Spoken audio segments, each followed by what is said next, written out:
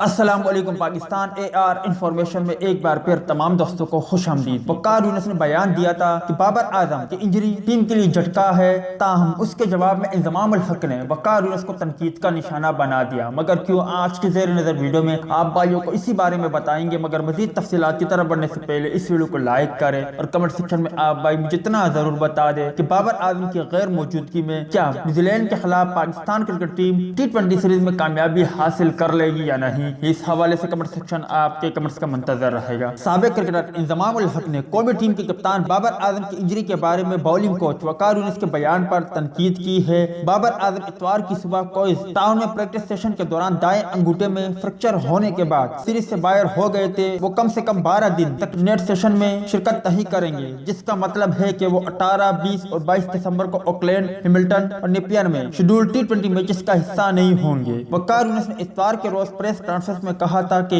بابر اعظم کی injury New Zealand T20 series سے پہلے قومی ٹیم کے لیے بڑا جھٹکا ہے۔ ان کا کہنا تھا کہ بابر اعظم کی انجری ہمارے لیے بڑا دھچکا ہے۔ دوسری ٹیمیں بابر اعظم سے زیادہ ہے اور اس میں کوئی شک نہیں کہ وہ دنیا کے بہترین کھلاڑیوں میں سے ایک ہے۔ یہ بدقسمتی کی بات ہے کہ اس کی انجری غلط وقت میں ہوئی۔ وقار یونس کے اس بیان پر انضمام الحق کا کہنا تھا کہ قومی ٹیم کے بولنگ کوچ کے اس بیان سے مخالف ٹیم کے حوصلے بلند ہوں گے۔ انضمام الحق کا کہنا تھا کہ میں نے ٹیم مینجمنٹ کو یہ کہتے سنا تو حیرت ہوئی، بابر اعظم کی انجری غلط وقت پر ہوئی۔ سبھی جانتے ہیں کہ بابر اعظم ہمارا سب سے اہم ترین کھلاڑی ہے، لیکن مجھے نہیں لگتا کہ انتظامیہ کو یہ کہنا چاہیے کہ ہمیں فکر ہے۔ کوئی انہیں اس بیان سے اپوزیشن کو یہ پیغام دیا کہ ہمارا حوصلہ پست ہے۔ جب آپ ایسا اعتراف کرتے ہیں تو مخالف ٹیم کے حوصلے مزید بلند ہو جاتے ہیں۔ اس کے علاوہ انضمام الحق کا یہ بھی ماننا تھا کہ بابر اعظم نیوزی لینڈ کے خلاف پہلے ٹیسٹ میچ سے بھی باہر ہو سکتے ہیں، جو 24 دسمبر سے ماؤنٹ مورگنی میں شروع ہوگا۔ قومی ٹیم کے سابق کپتان کا کہنا تھا کہ ڈاکٹروں نے بابر اعظم کو 12 دن آرام کا مشورہ دیا ہے، لہٰذا وہ 25 دسمبر تک پریکٹس نہیں کر سکیں گے، جبکہ پہلا ٹیسٹ 24 دسمبر سے شروع ہوگا۔ اس کے علاوہ بھی انہیں صرف 2 دن پریکٹس کا موقع ملے گا، جس کا مطلب یہ ہے کہ